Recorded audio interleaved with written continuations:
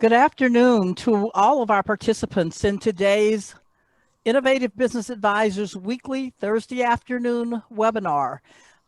As we told you last week, information regarding the various programs related to COVID relief are coming to a close.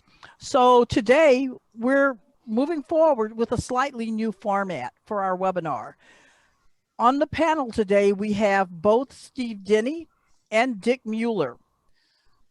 We will begin with Steve giving an update, and it will be very, very brief, regarding the COVID relief programs and where we stand relative to those programs.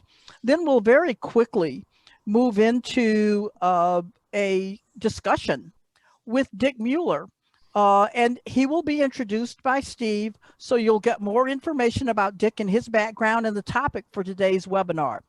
One thing I do want to do, though, before I hand it over to Steve, is to remind you all that we are in a Zoom portal today. We are recording this session, so you don't have to worry about taking notes.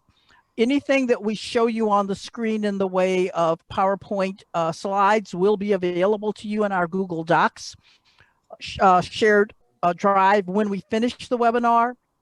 And additionally, the recording will be in our YouTube channel when we finish today. If you have questions as the webinar proceeds, please enter your questions in the Q&A box. By entering them in the Q&A box, we're able to actually log the questions and share them with you later. So please use that Q&A box in the Zoom dialogue so that we can capture your questions. We'll answer them live here on the webinar. If it turns out that we do have too many questions, we may answer some of the questions via dialogue or a Google Doc that we'll make available after the webinar, but I don't think that will be the case. I think we'll get most of your questions answered live. I think I've covered everything, Steve, relative to logistics for this, so I'm going to turn it over to you. Go ahead and get started. Awesome, Marquita. Thank you very much. Appreciate very much your continued stewardship of these weekly webinars. You do such a marvelous job.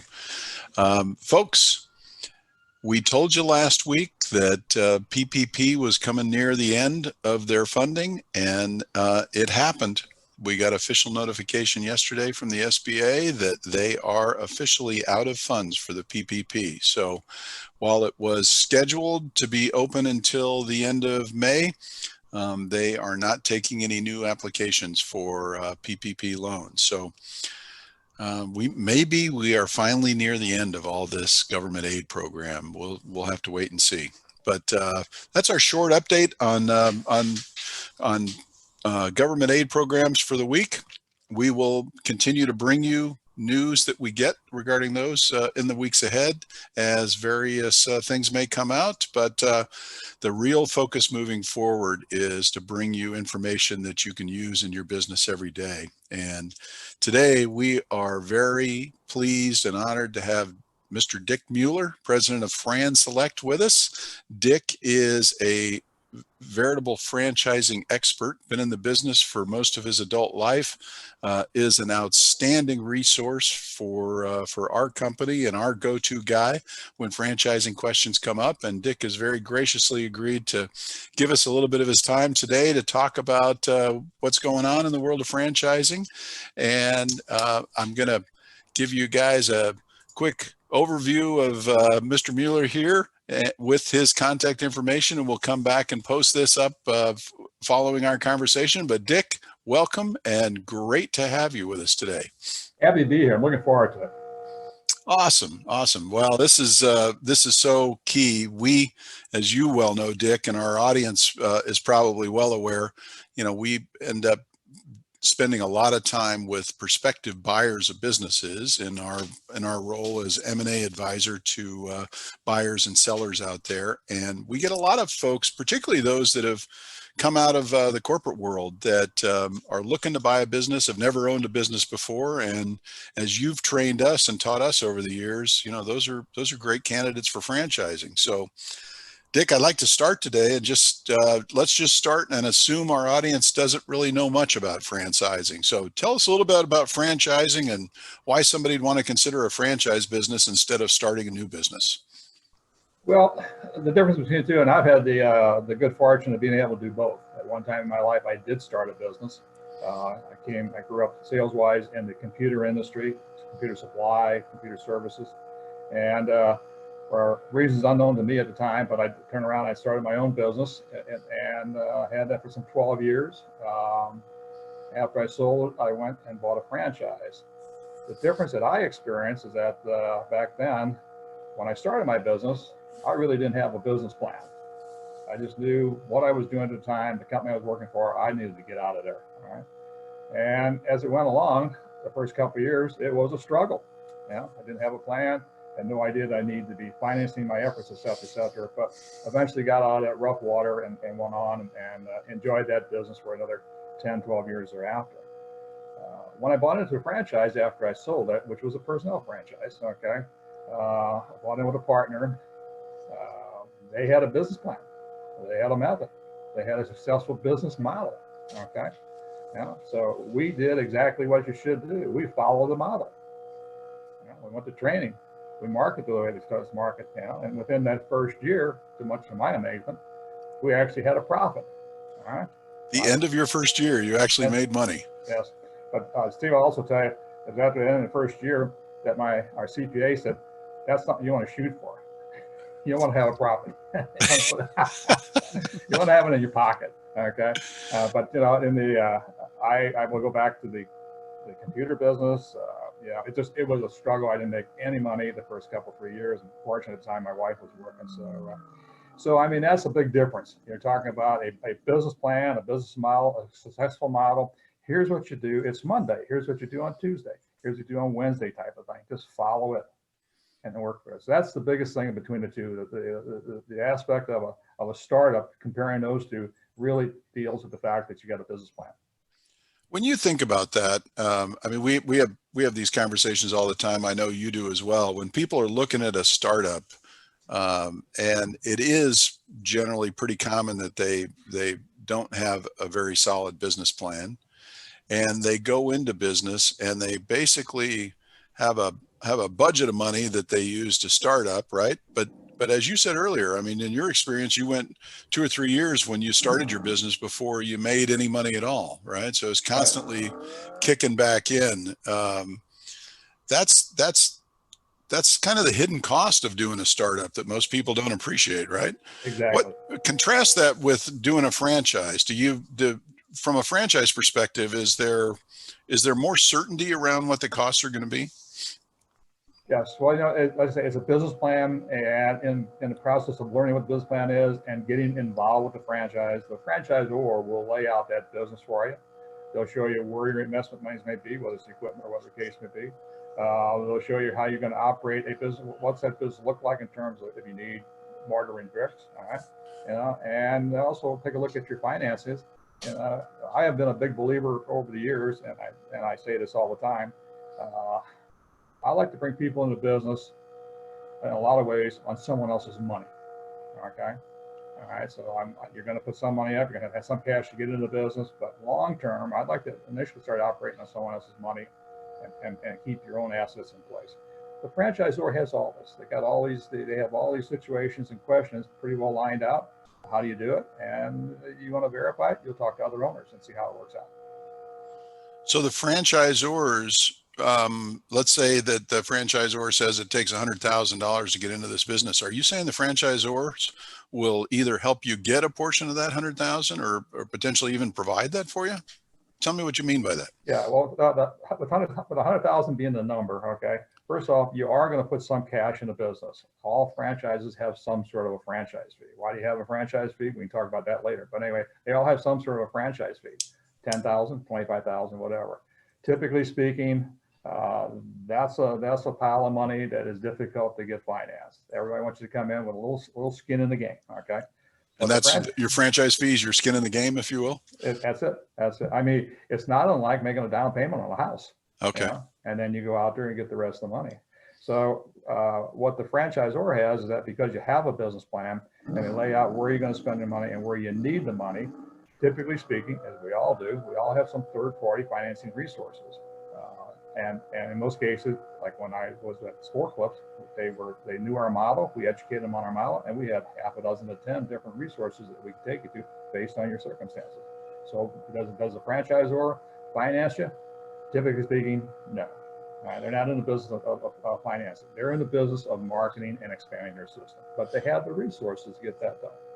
So they know who will finance you. They'll take you to the people that will finance you and Exactly. and help you get the money. Exactly. Got it.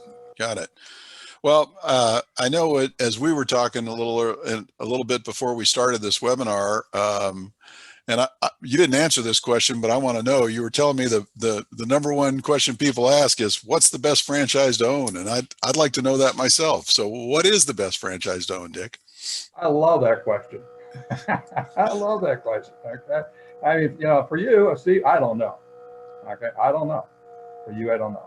For me, because I think the question is silly, by the way. For me, I think it would be the St. Louis Baseball Cardinals. Okay, they're a franchise. Okay, I don't have the financial wherewithal.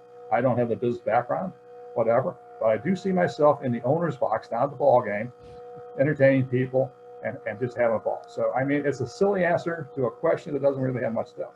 Until we sit down and talk and see where you want to go and where you come from, I don't know what the best franchise is for you, but we'll get out there and we'll find it.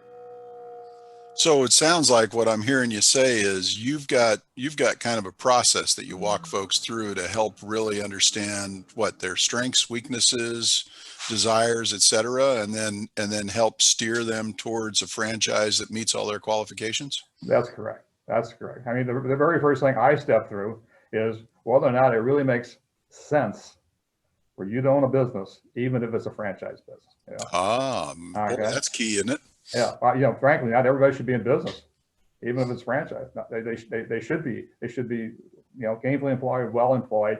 The stress and some of the other things in owning your own business, they're not cut out for. Okay, so that's and then the other part you need to have is support on the home front, et cetera, and committing to putting some money on the line. So I would say that out of the initial people I talked to in a year, if there's 50 of them, I'd probably turn away at least 5, 10, 12 of them. Okay. Wow. Okay. I apologize for that, but by the same token, I don't want to be the guy who took into something that you can't get done, can't have it. I'd rather be known for turning you away than bringing in something. So that's the very first thing we go after. And then thereafter, we talk about where you've been, what appeals to you, what are your transferable skills, where do you want to do this? You want to operate from your home, you want to have a business with mortars and bricks. So it's just an educational process for me to learn more about you. I never go into an initial meeting with any preconceived idea as to what franchise you're going to wind up with by the time we're done. Nice. What's that process look like? Is that one meeting, or do you have a series of meetings? How long does it take you to really feel like you've got a good handle on the person and can then begin to really show them qualified opportunities that they can be successful at? Typically speaking, working on a schedule together, a little time each week, and learning more about each other and learning more about the type of franchise, not necessarily the model or the brand, but the type of franchising levels that you could get into. Single unit, multiple unit, master franchise, area development. So try to understand that, because long term that's going to be your goal. And educate ourselves back and forth. Every now and then I'll put a floater out there. I'll put a floater out there as an example. Okay. And so we just do this. So typically, if we can do that on a scheduled basis, we could put ourselves out in the marketplace in about 3.5, 4 weeks. That's pretty good. That's where I'm starting to bring things to you. I'm bringing, maybe 3 franchise systems in 3 different categories, not totally unrelated to each other, but that's how we got to start. A lot of people, when they think of franchises, they think of like McDonald's, right, and restaurants, because that's how the vast majority of restaurant chains have grown across the country. You mentioned the Cardinals, right? I wouldn't have been one of the first ones that come to mind, because that's such an exclusive club, Yeah, but I always think big. I like to think big. I love that. I love that. But talk to us a little bit about, the range of franchises that are available. So, I think if the default is restaurants, give us a sense of some of the other things that are available for folks out there.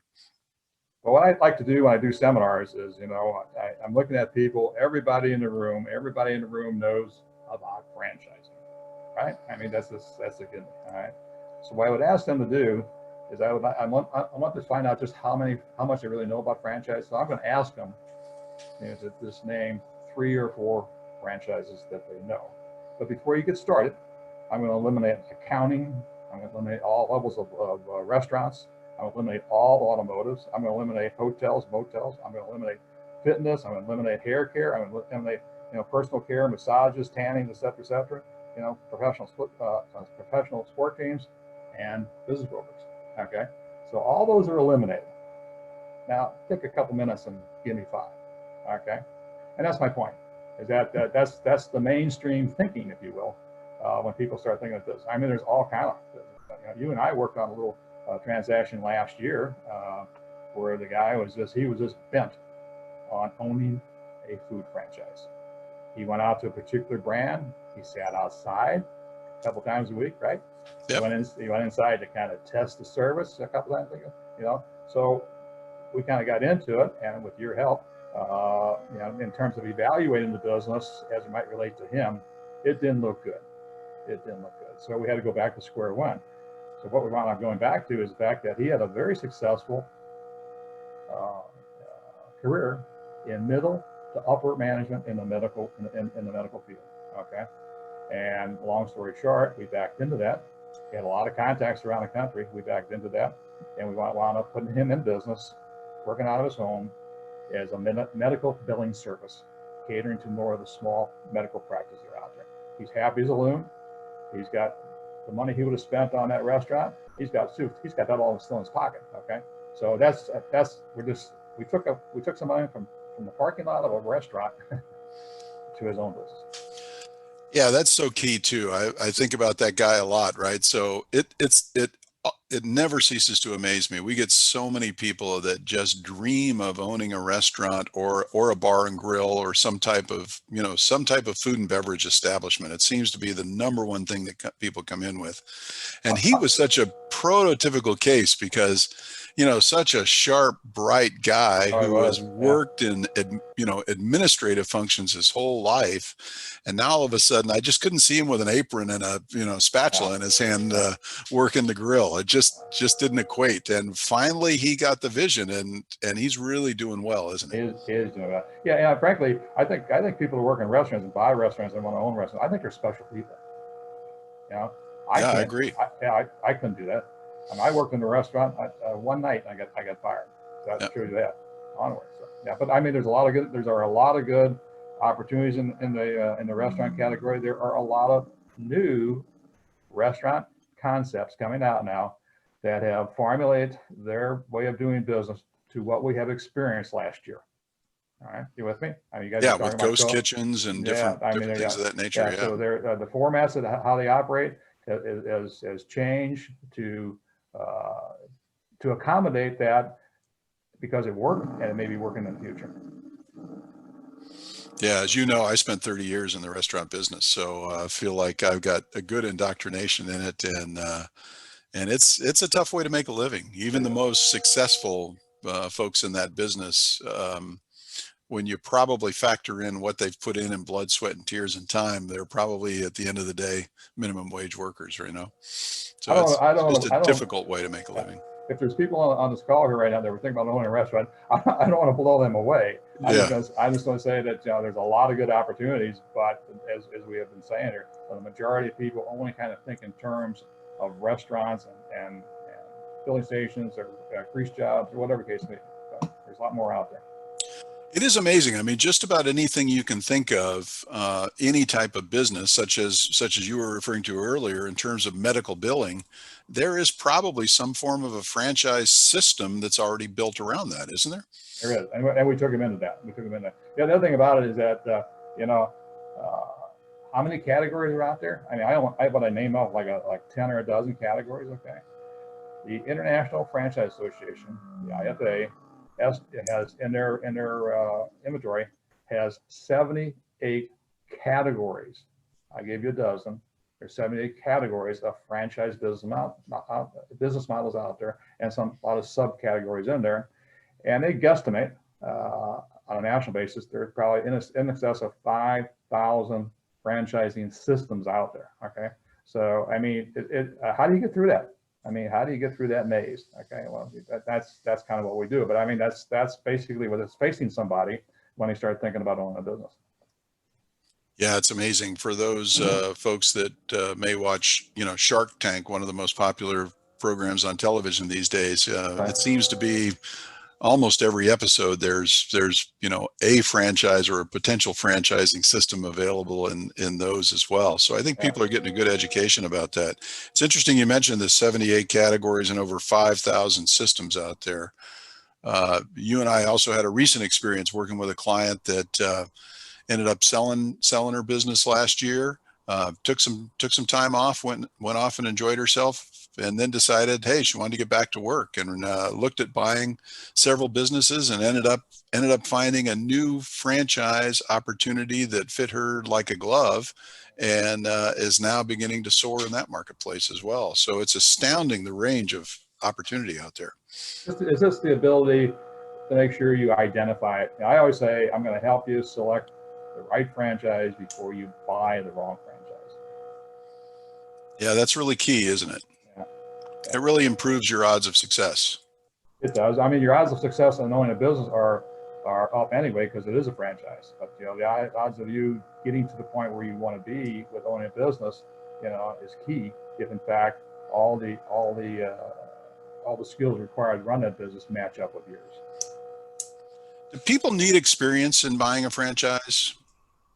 I think if you talk to most people, as it relates to the business they're in, whatever they're doing, may have some reference to their background in business, whatever. But typically speaking, no, they don't have any experience.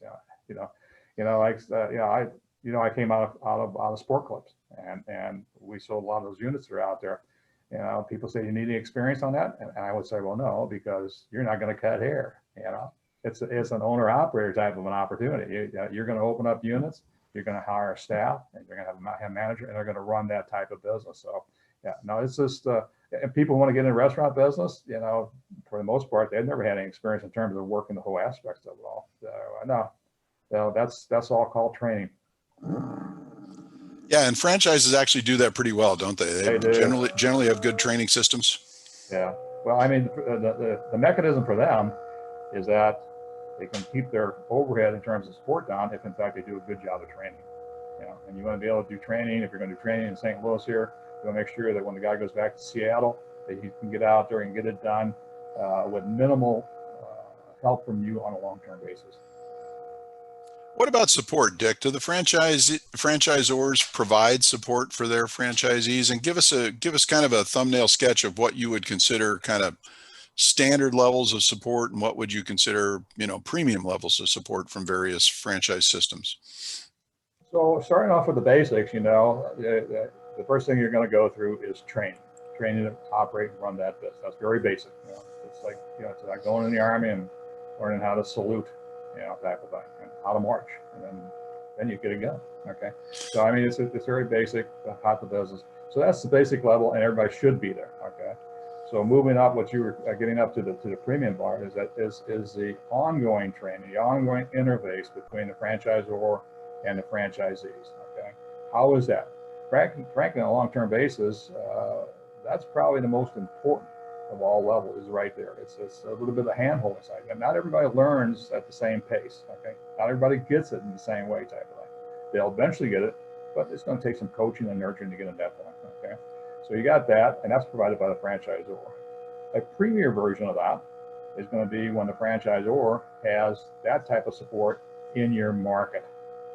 Okay, so I mean, you got a business in St. Louis, and there's a dozen or so franchises, whatever the case may be. It may be warrant that the franchisor, the nature of the business, of course, would have a ongoing training and support people right here. So that's the premium version of it all. Okay, and you'll find that out from the get-go, and you're going to be looking at a business, how much support is for you down further down. At some point in time, I hear it a lot. At some point in time, sometimes the owners know more about the business than the franchisor does. So along those lines, what I always like to see, a franchisor operate locations himself. I want him to experience the same thing I'm experiencing out here in terms of employment, in terms of marketing, et cetera, et cetera. So I've seen a lot of franchise systems. They have sold prototypes, and they don't have it. They don't have locations. It's a prototype. I don't want to buy paper. I want to buy something that works. So I always look for a franchise system that has a well-developed company-owned locations. Yeah, isn't there some requirements that in order to be a franchise system, you've got to have some at some point, or can you develop a business solely around a system that where you don't have company-owned locations? I mean, you can sell a franchise around a concept. Ah, okay. What franchising is, it's a marketing. It's a means of marketing and expansion. So 2 ways you expand your business. You got to dig deeper in your pocket, put up more money in your business, and open another location. And the same thing. Or you develop a good franchising system where you bring partners in. And that's a franchise owners are in essence partners. And they're part of the partnership is to get out there, open units, become successful, and continue to grow. All right? So that's the big difference between the two. Yeah, when you do a startup, I mean, basically you're doing everything. You're choosing, what kind of system that you're going to use, who's going to be your credit card processor, right? What kind of accounting software are you going to use? Where are you going to get your product from? What suppliers are you going to use, right? All these decisions. And normally the franchisee has all that established for you, right? So those things are quite often plug and play. So you don't have to make those decisions, just turn them on. Right. And you can find a lot of stuff on your own. But it's going to take time to find all those ones that you just mentioned. Okay, and are they the right one for you? Okay, and then if you're in a franchise business where there's a supply line, okay, typically speaking, your franchisor is going to have contracts worked out on the supply line, and you're buying product at a discounted price because you're in his system. Yeah, typically, particularly in the restaurant business, that's a huge advantage. But I was thinking like even in sport clips, that's probably important because you still got, operating supplies and operating materials that, when you spread that out over a couple of thousand stores, you got some buying power versus a guy that's got an independent, barbershop on the corner, right? Right. And all the stores look the same. So whatever that front counter looks like in one of our stores, will go anywhere in the country, and it's the same thing. So your suppliers then are producing what they call we call it a cash wrap, by the way. That's where you check in and check out. They're producing those, at 10, 15 at a time. They're warehousing them, and then when the stores open up, they ship them on out. So you got that, and of course also in hair care, you got hair care product that you're buying at national volume instead of local volume. Yeah, and then.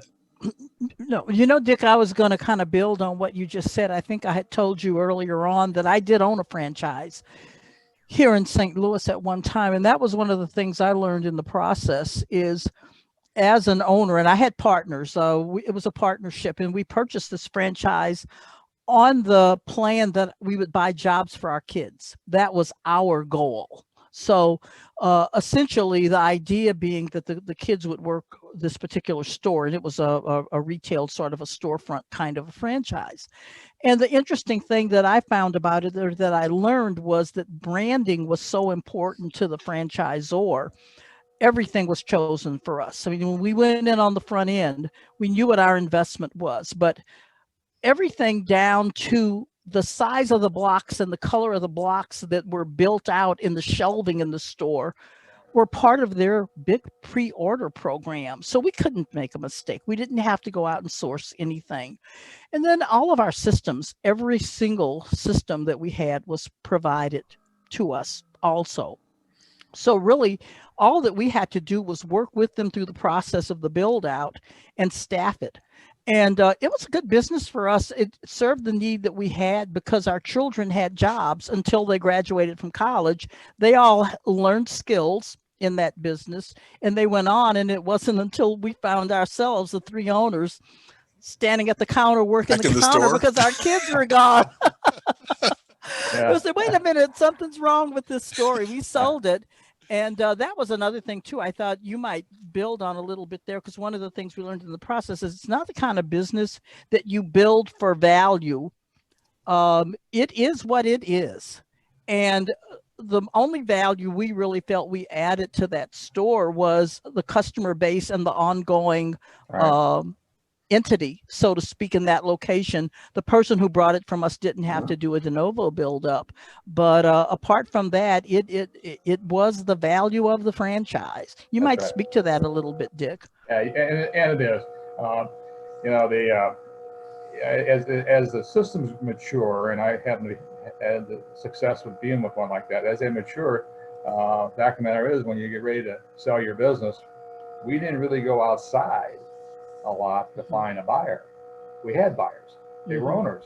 Okay, and that's a huge positive comment for a franchisor when you find out that owners in the business are standing in line to buy someone who's ready to leave the business, type of thing. Okay, but you're right.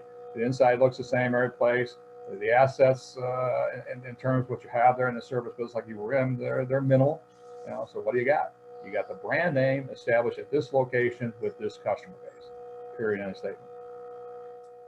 And that's where you bring Steve Denny to take care of it. Yeah. Yeah. Yeah. Well, we've done a lot of resales of franchises, and I think this is a key point. And where I want to tack on to what Marquita was talking about is franchises are very good businesses from an operation standpoint, because there's nothing you got to make up. There's a system and a process for doing everything. And typically franchises only get to a certain level. I mean, they're not going to grow to an unlimited level in a single location. So when you build value in the franchise location, right, that you own, typically there is a ceiling in that regard, right? So it's not going to, go to the moon and generate this hockey stick growth that we see from internet companies and that kind of thing. So you don't necessarily build wealth, but you build a great living. You can generally Right. have a very stable, very nice living in a franchise business.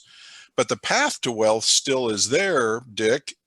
Talk a little bit about the difference between being like a single unit owner, a multi-unit owner, master, area developer, that kind of thing. Talk a little bit about, if you will, what you just alluded to is there are franchisees that will end up owning multiple units and literally build empires.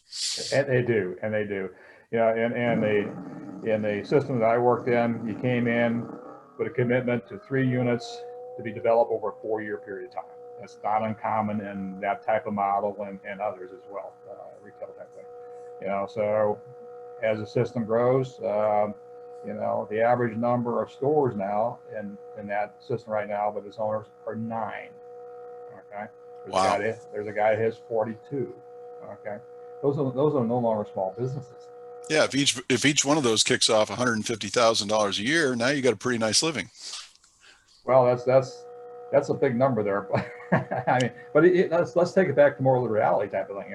Let's assume that there's no more debt on the store. It's clean. And all of a sudden you got 3 stores that are, practical terms, at least for my character, $65,000 a year. Okay, times 3, and you got 5, and then you got 10.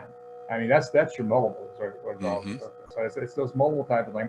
And then there are more buyers out there today looking for somebody looking to sell off all 10 of his stores right now than there is somebody looking to buy a store. Mm-hmm. And there's some big players out there. There's some big players out there who have 2,000-3,000 units, primarily in the food business, by the way. They'll have 25 TGI Fridays and what have you. So I mean, it can become a really big business. So what are your multiples? At some point in time, you just kind of look at, at what point in time have you saturated your neighborhood in terms of the services that you provide or the type of food that you have? Okay, so you got to move along those lines. So most everybody has a single unit system. A lot of us have multiple unit systems. So you can become an area developer where you buy all of St. Louis. And you buy it pretty much based on the fact there's going to be 50 units here.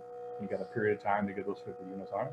Or you can become an area developer where you buy this in the whole state of Missouri and you expand your system by bringing other franchisees. So I mean, You know, it can be about as small as you want to be operating from your home, okay, or it can be about as large as you want to be. There are some big players out there. When you're doing your discovery process with with an interested party, right? When you get connected with somebody that's considering buying a franchise, do you trying to determine that up front, Dick, as part of that whole process with them, what their appetite is for growth in Oh yeah, the system? oh yeah, yeah. Because that's part of the picture they need to see. You know, at what point in time. You know, and you also have to have an end to your story. You know, and at the end of the story is when you leave the business, but the process of building the story is at the end of the story is when you start the next chapter in your book. Okay, what are you going to do thereafter? You work this hard to get to that point, and that's that's long term basically. Okay, you know, so yeah, you got to. Here's where we're at. What are we going to do? How are we going to get out into this? And how are we going to leave this? What it boils down to. Now, in my particular case, you know, I'm partners with my daughter on some sport clips in the St. Louis area, and the end for me in that little business arrangement is when she finishes off paying off the loans. Okay, the end for her is further on down the road. Plus, she has a daughter working in there with her right now. So I mean, that's her picture. Okay? And if you ever notice that sometimes you'll drive down the street and you'll say, and you look at a retail business and say, I don't ever remember when that business wasn't there. I mean, you're just there. You just become part of the neighborhood. So you know, the plan is multifunctional. The plan just has a different look for almost everybody. But that's the ultimate goal. Is trying to, you know, I talked about building an investment, like I was like, we always work with our developers, our owners, I should say, to be having a secondary plan, a legitimate, you know, 401k or IRA plan, et cetera, et cetera. So I mean, that was all part of their training. That was all part of the national training. What's out there? We had providers of that come in and work with our group, make sure that they have to work on further down the road. That's so rare too. I mean, Marquita and I work with business owners routinely, right? And I think nationally, the statistics are somewhere around the fact of 9 out of 10 business owners never do succession planning. They might think about it, but they never get it out of their head into an actionable plan.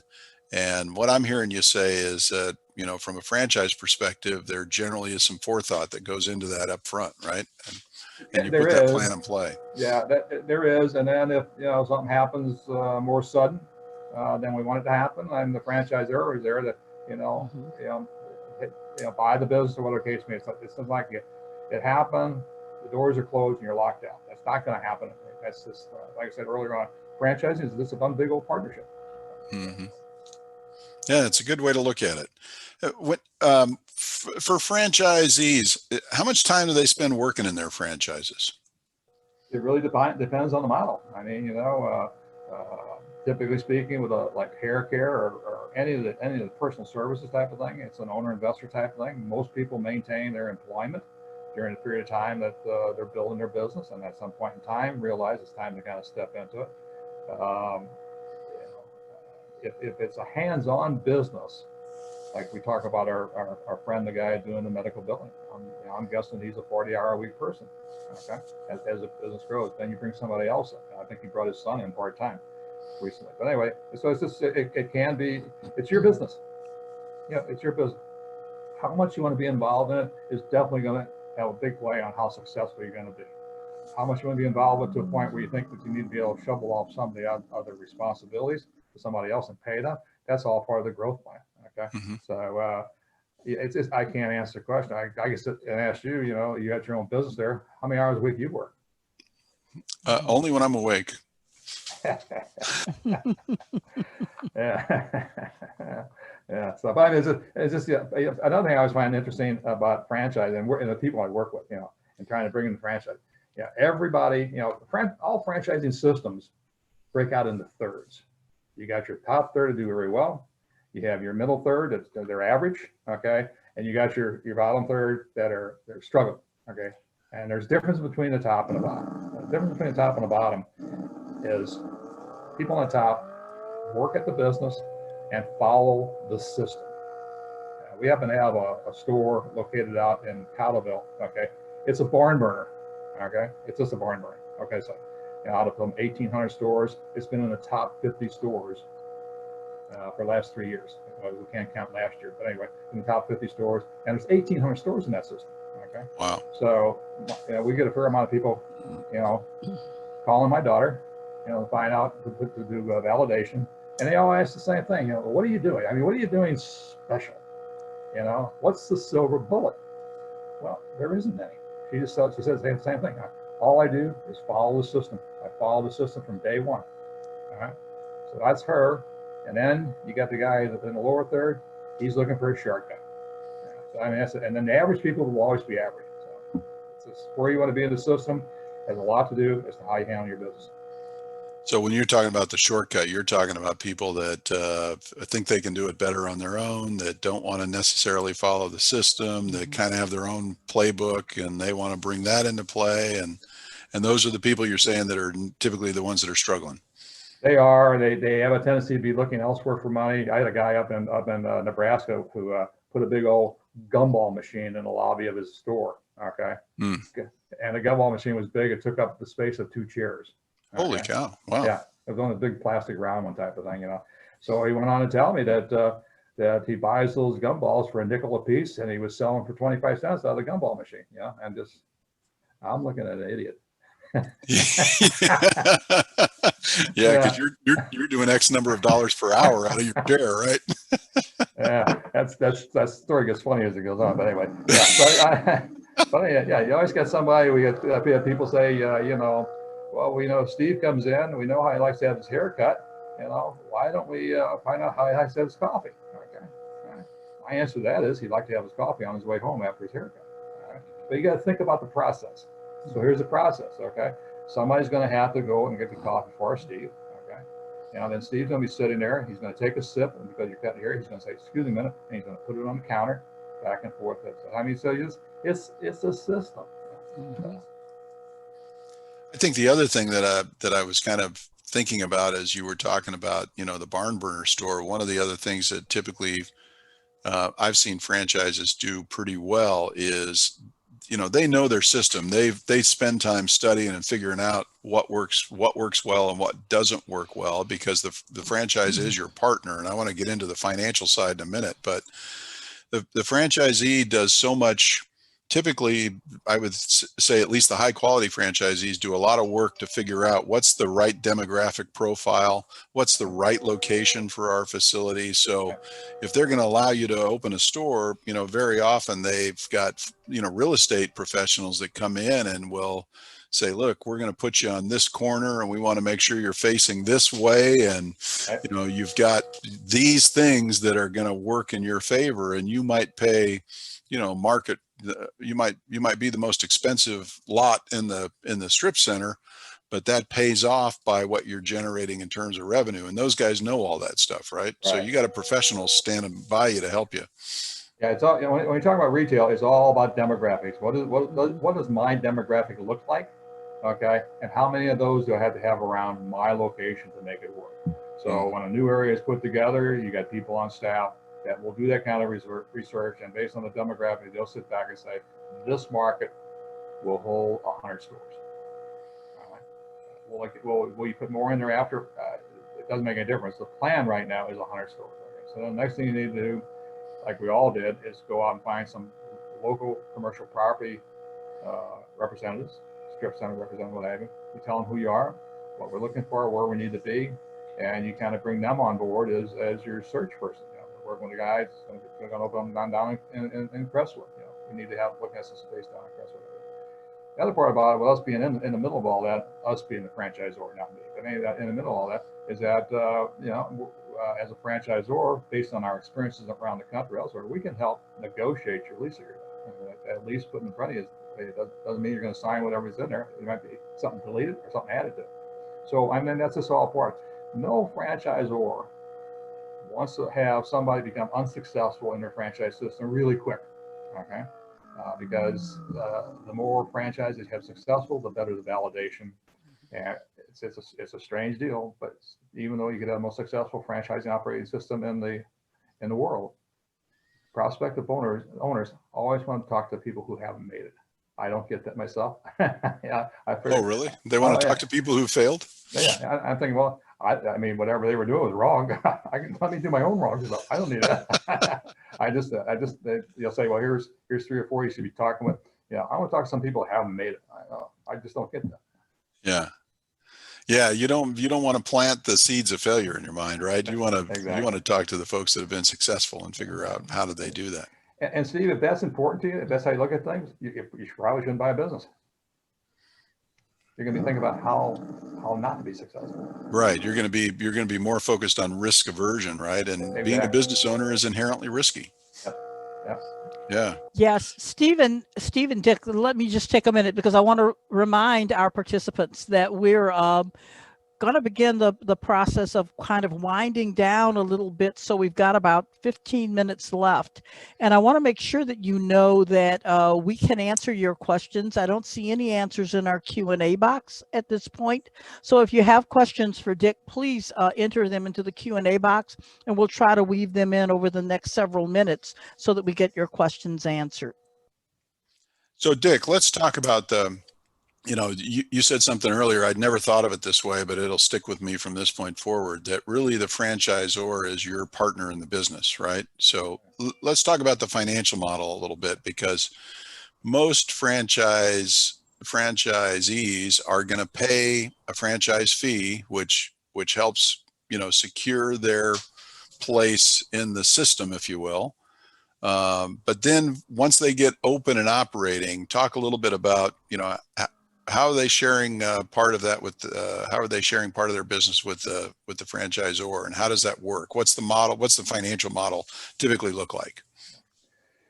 Let's start off with the franchise fee. I mentioned before, it's your skin in the game.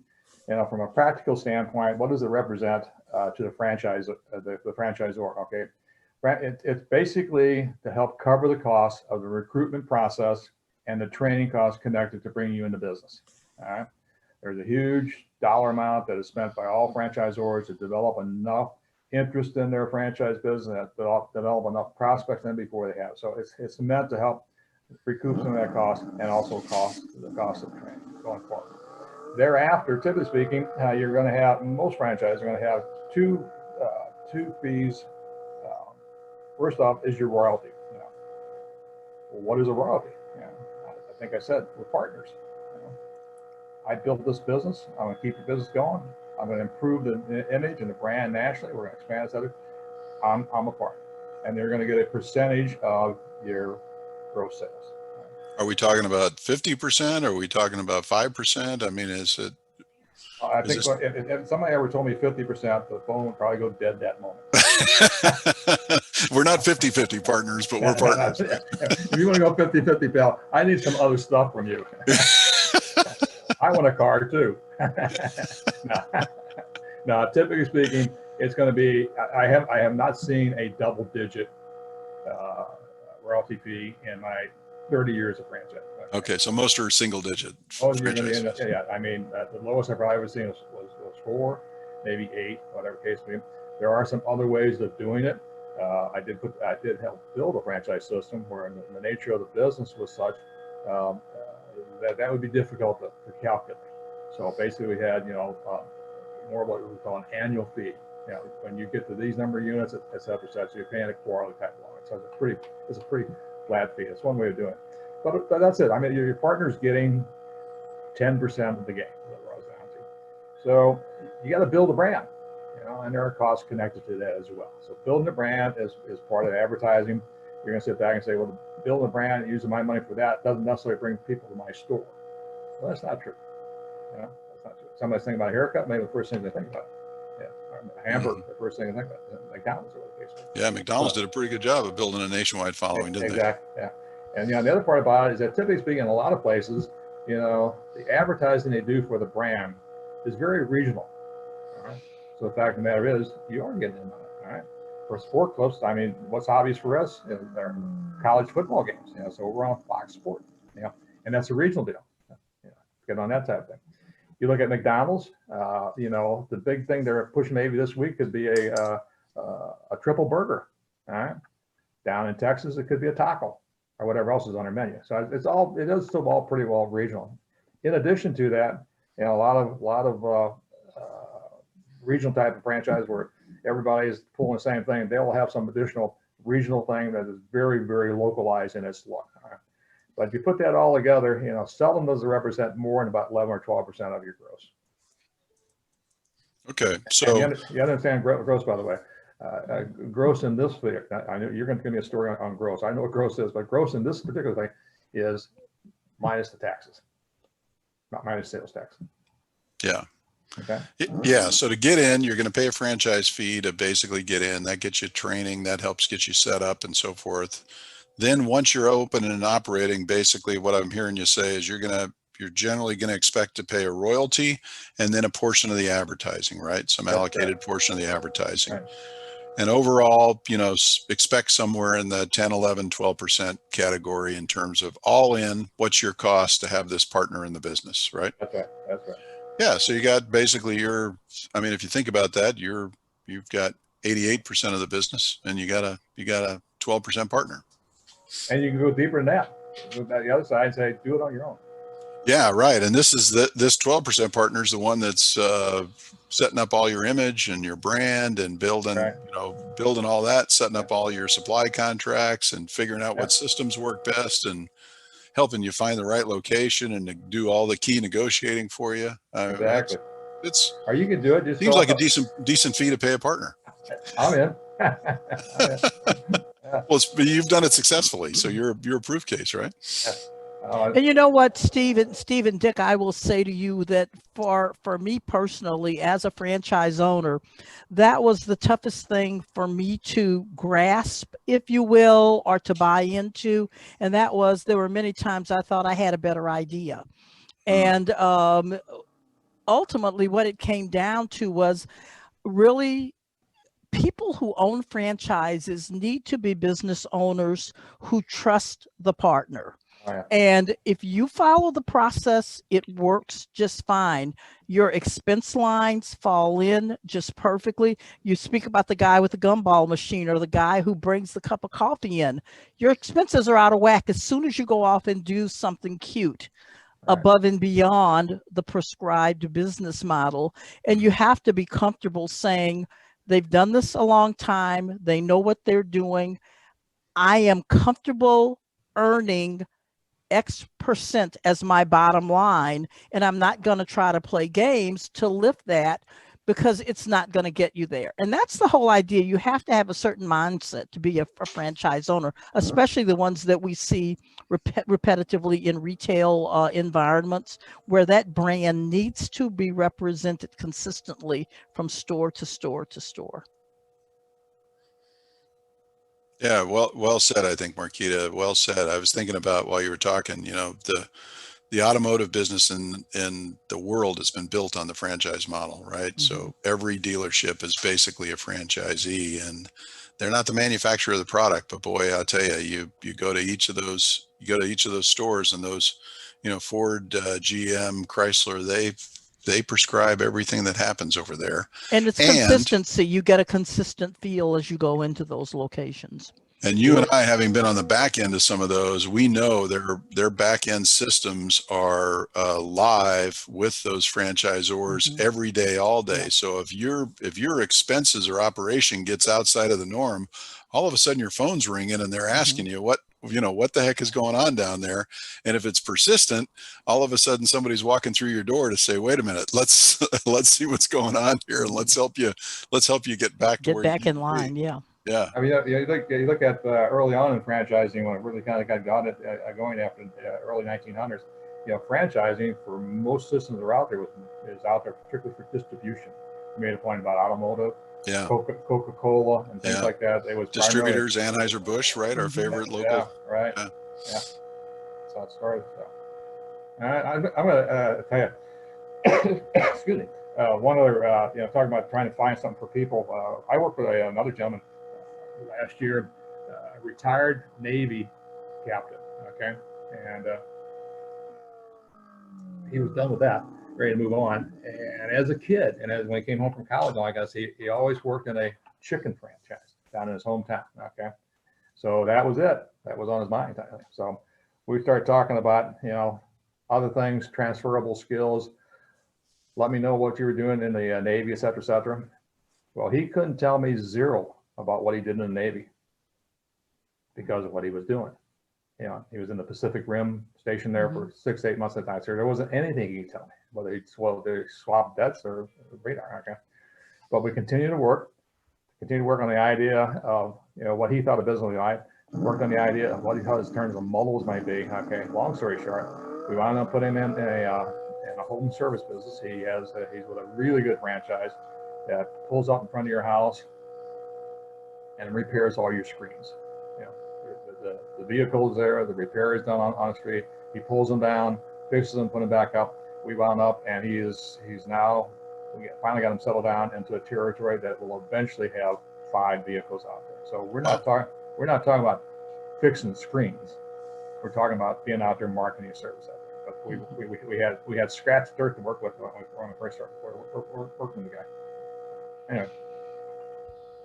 Yeah, it's amazing, Dick. Well, listen, this has been phenomenal and really helpful. I think, you know, helping people dispel the myth of what a franchise is. You work, you know, you don't represent any one franchise. You've got the full portfolio of over 5,000 systems at your disposal.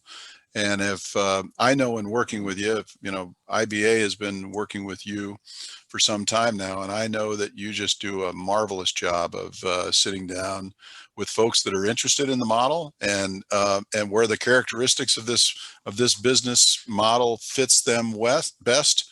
You create great fits. So we encourage you, if you're a guest on this and listening into this, and franchising is something you'd like to learn more about, Dick is the best that we have seen in the marketplace, and we strongly encourage you to reach out to Dick. I'm going to pop his contact information back up here just to make sure that people can gather it. And if you happen to be watching the replay of this on YouTube, you will, of course, have it right here as well.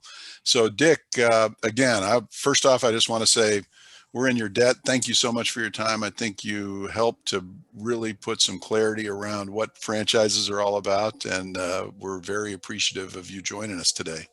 I appreciate the opportunity. I had fun. I like talking about franchise. Want to do another hour? Well, Dick, we'll have to schedule you for another hour in another week.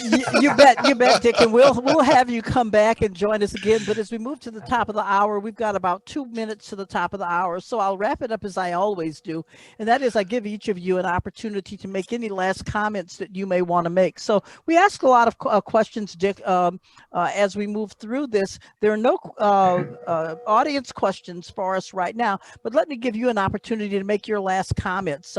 You want to take 30 to 60 seconds and just kind of wrap up based on what we discussed today. Any comments that you would like the audience to walk away with as we bring our meeting to a close today?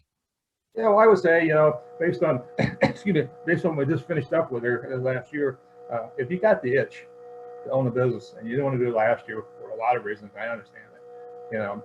Things are good out there now. I mean, there are a lot of great franchise models out there. There's a lot of growth in all these models. Money is relatively easy to get your hands on. So if you're thinking about it, do it now. This is a great time to own your own business. And under the circumstances, having experienced both a self-started business and a franchise, I just strongly recommend a franchise. Great. Thanks, Dick. So, Steve, you get the absolute last word today. So you'll wrap us up. Steve, take it away, and make sure in your wrap up you give us a little hint as to next week. What's happening next week? All right. Well, listen, well said, Dick. I think so. I think, folks, we meet with people all the time that are interested in getting into business, whether that's starting a business of their own, buying an existing business, or going into a new franchise. And we always say the most expensive route is to start a business on your own from scratch. There's so much uncertainty, and the expense in terms of doing that and the amount of time that will be devoted to it is unfathomable for somebody that's never done that before. Franchising is an outstanding opportunity to actually be in business for yourself, but be in business for yourself with a very, very knowledgeable partner on your side who's there to counsel and guide you to do things correctly. And Dick does a marvelous job of working with folks in that regard. We highly endorse him, and that's why we were, interested in having Dick join us, and Dick was gracious enough to give us the time to do so. You will never go wrong spending your time with Mr. Mueller. And Dick actually doesn't charge the buyer for his services. Typically, the franchisee pays Dick a referral fee for referring in qualified buyers. That's how Dick makes his money. So don't feel like hiring Dick. You got to create a budget of your own to hire Dick. Dick is actually working on your behalf in that regard, and he does marvelous work. We're honored to send people his way all the time, and we know they'll be very well taken care of. So folks, I want to thank our audience for your attention today. This will give you a taste of where we're going in the future. We're going to be bringing in experts like Dick to help you as a business owner gain some wisdom and knowledge that you can put to use in your business every day. We're also going to be bringing in additional business owners as well to come in and talk about their experience in particular ways. We've had some fascinating guests over the last year. We've got a whole lineup of fascinating guests to come, and I think we'll have some really interesting learnings to share with you as an audience. So we are always very appreciative of your time at Innovative Business Advisors, and we are always here for you. You can reach us through many different channels. Our coaching channel is out there at ceo2ceo.coach. Our general website is innovativeba.com. And then, of course, we would encourage you to connect with us on any of the social media channels. And Terry and I both have got a book out there now. So happy to share those copies with you. And you can go to youdon'tknowwhatyoudon'tknow.com and learn more about that. So with that, Marquita, as always, thank you so much for the wonderful job you do every week. And we'll look forward to seeing you guys again next Thursday. Well, thanks to both of you, and we'll see you next week. Bye-bye. Thank you. Take care.